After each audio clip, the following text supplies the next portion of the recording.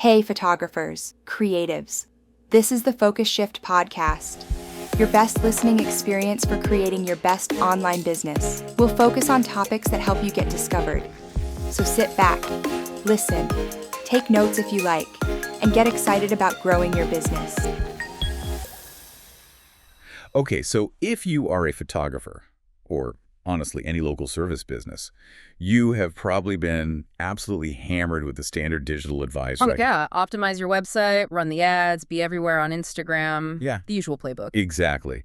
But the source material we're looking at today, it throws a pretty big wrench in that. It's really counterintuitive. It really is. The big twist seems to be that Google is actually paying more attention now to what you do. Well, offline, in the real world. It's a huge shift mentally, too. For the last decade, local businesses have been pushed to focus almost purely on the technical side, hiding behind the screen, fiddling with code. Right. But our sources are suggesting that this next step, this evolution in local SEO, it's not just about code anymore. It's about your actual tangible reputation out there. Precisely.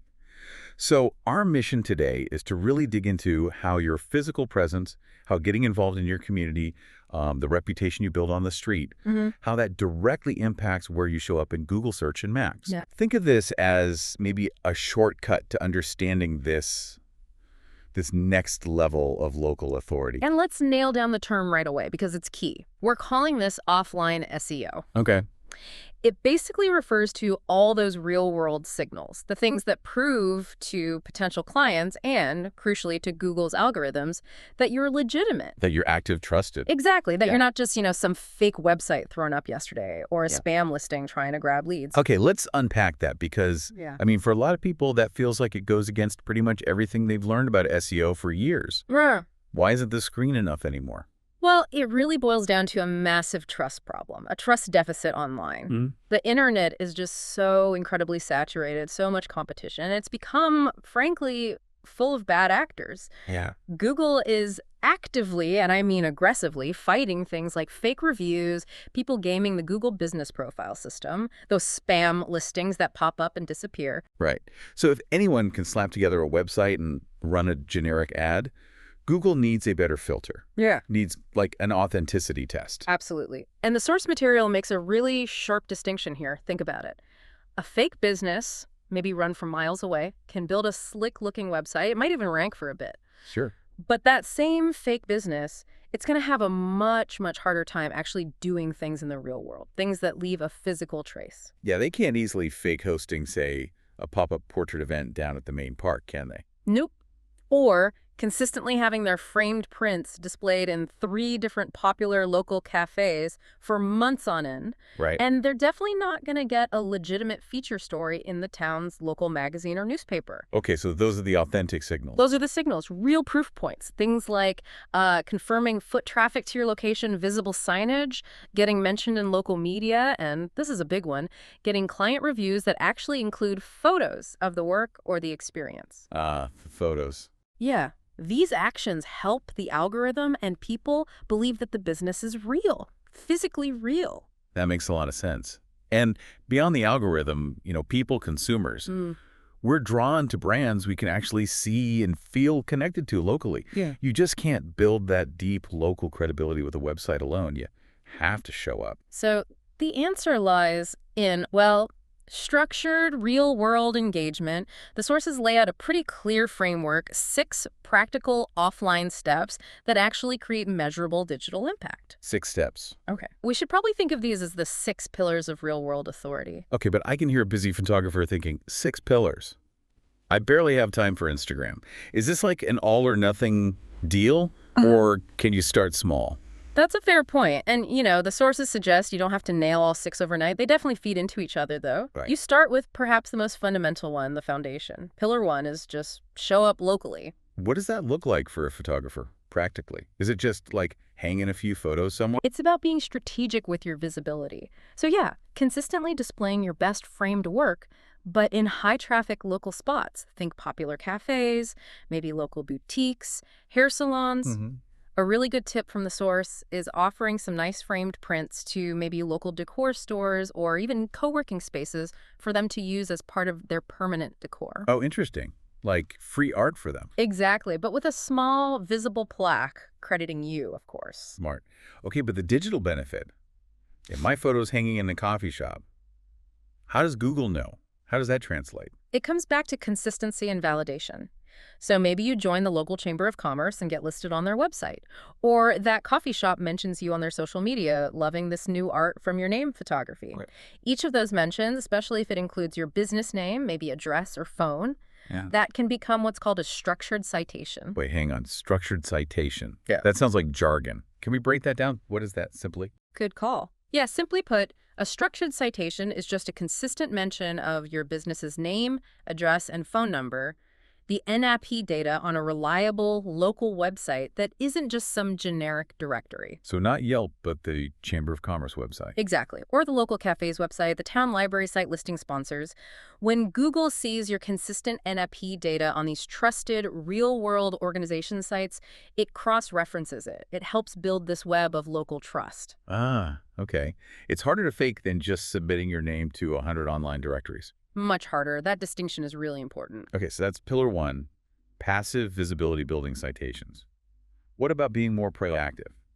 Let's talk pillar two, host or sponsor events. Right. This is where you actively create some buzz. You inject energy. So actionable examples. Things like offering very specific mini sessions, maybe headshots for entrepreneurs at a local business hub on a set day, or sponsoring a kid's soccer team. Okay. But making sure your logo is clearly visible on their team banner, And in the printed program they hand out at games. I can see the immediate marketing benefit there, getting clients directly from the event. For sure. But the digital ripple effect is often bigger. How so? Events create this concentrated community activity. People start tagging your business name online, checking in at your location if you host it, and critically, events often generate a cluster of new, highly localized reviews right after.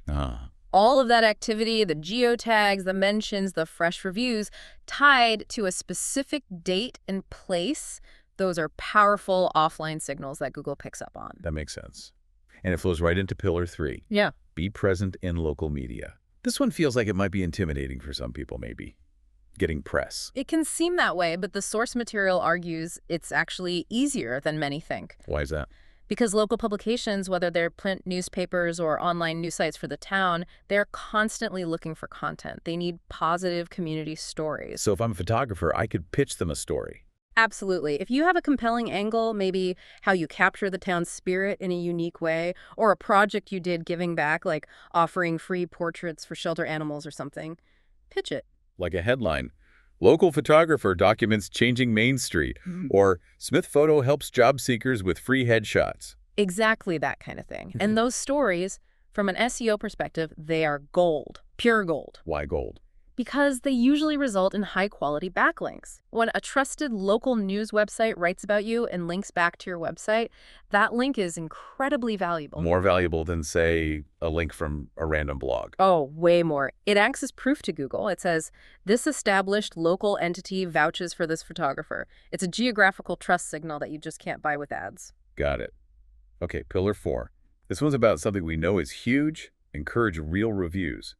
But the source emphasizes real and authentic. Yeah, reviews are still maybe the single strongest local ranking factor, but they have to be believable. They need to seem verifiable. So how do you encourage authentic reviews? The best tactic suggested is to actively encourage clients to post photos along with their review. Photos, like of the session itself? Yeah. Or the final product? Either. A photo of them during the shoot, a picture of the beautiful print they received, even a snapshot of the framed portrait hanging on their living room wall. Ah, I see. Because a review with a client's own photo tells Google and other potential clients. Two things loud and clear. This genuinely happened, and look at the tangible result this business delivered. It screams authenticity. Makes sense. So how do you make it easy for them to do that? The sources suggest simple things. Put a QR code prominently in your studio, maybe, or on the back of your thank you cards after a session. Linking where?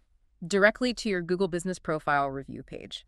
Just make it super simple for them to tap, write something, and upload a quick photo from their phone. Remove the friction. Smart. Okay, pillar five. Make your offline branding match online. This sounds basic, the consistency rule, but I know from experience that inconsistencies can really confuse algorithms. It's critical, absolutely vital for credibility online and off. You have to ensure that every single physical touchpoint, Like what? like your storefront sign, if you have one, any vehicle wraps, your business cards, your printed receipts, even how your team answers the phone, all of it needs to match the exact name, address, and phone number, that NAP data, again, that you've registered on your Google business profile. So no abbreviations on the sign if the full name is on Google. Ideally, no. If your sign says Smith Photo Co., but your Google profile is officially Smith Photography Company, LLC, that little difference, it can actually hurt your ranking because Google has trouble being 100% sure it's the same entity. Wow. That's probably the most concrete, easily fixable piece of advice so far for many people. Good to know. Okay, last one, pillar 6. Get involved with schools or nonprofits. Right. Photography is so naturally tied to community moments, celebrations, storytelling. It's a perfect fit. So what kind of involvement are we talking about? Offer maybe discounted sessions for the school yearbook photos, or cover a school play. Donate a nice print or a session voucher to the local library's fundraising auction. Volunteer your skills for a charity event that aligns with your values. That all sounds lovely, good community karma. Yeah. But what's the specific digital benefit of volunteering my time? It comes back to those trusted mentions and links. When you get mentioned, tagged, or ideally linked to from the website of these established community institutions, schools, well-regarded charities. That reinforces your authenticity again. Exactly. And those organizations, schools, and established nonprofits, they tend to have very high what's called domain authority. Okay, domain authority. For listeners, that means. It basically means Google sees their websites as highly trustworthy, authoritative, and reliable. They've been around, they provide value, they don't engage in spammy behavior. So a link from them is like a digital thumbs up. It's like a powerful endorsement from a respected community figure. It signals to Google, hey, if the school district trusts this photographer enough to link to them, maybe we should too. Okay, so looking back at all 6, showing up locally, events, media, real reviews, consistency, community involvement. What's the big picture? When a photographer actually prioritizes this stuff, what's the cumulative payoff in their search results? The cumulative effect is, well, it can be massive. You start earning more genuine reviews with photos, you get mentions and those valuable links from trusted local sites. You build undeniable authority in the eyes of the community and the algorithm. And this is where we get to that digital ripple effect you mentioned earlier. It's not just philosophical, it actually affects the ranking. Correct. It moves from just good local practice to actual algorithmic impact. Okay, let's really nail down that mechanism then. Mm-hmm. How does Google technically use, say, sponsoring a Little League team to justify ranking my website higher? It's about cross-validation and real-world data. When Google sees consistent NAP data about your business coming from multiple, reliable, non-directory local sources like the chamber site, the local news article, the school sponsor page, it helps confirm your Google business profile is legitimate and active. But it goes further. Google also uses anonymized geolocation data from phones. Wait, really? Yeah, it can see patterns. Are people searching for your business name or category, clicking on your profile, and then physically navigating to your listed address. So actual foot traffic, or at least intent to visit, is being measured and used. It seems increasingly likely, yes. That offline activity, that physical engagement, creates a digital footprint. It signals to Google, this business isn't just a website, it's alive. People nearby interact with it. Wow. That verifiable physical validation translates into significantly better rankings, especially in Google Maps and those crucial photographer near me type local searches. That's where so many local businesses make or break it. So this flips the script entirely, doesn't it? Yeah. The real goal isn't necessarily mastering some obscure technical SEO trick that changes next month. It's actually mastering connection. Building real community ties. You don't have to try and outspend massive online advertisers or content farms if you can win through local authenticity and presence. That's the absolute core takeaway from the sources we looked at. Your real-world visibility, your reputation on the ground, is what fundamentally builds online trust today. Mm-hmm. For that local photographer, maybe the most powerful SEO tool they have isn't Yoast or SEMrush. It's their willingness to step away from the screen and actually get involved in their town. The more your community actually sees you, the more Google does, too. It sounds like the real world is actually the strongest, most sustainable SEO engine for local businesses now. It's a powerful insight.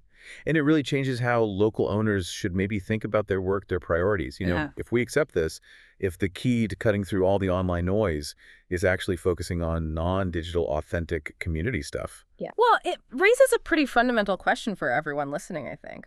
Should local businesses stop viewing SEO as this purely technical challenge, something you just outsource or try to hack, instead start viewing it as a fundamental long-term investment in their community? That's a whole different way of thinking about digital success, isn't it? The Focus Shift podcast is presented by PhotoBiz, the best website solution for photographers. Whether you're launching your site or scaling your online business, PhotoBiz has your back. To get started for free, visit photobiz.com today.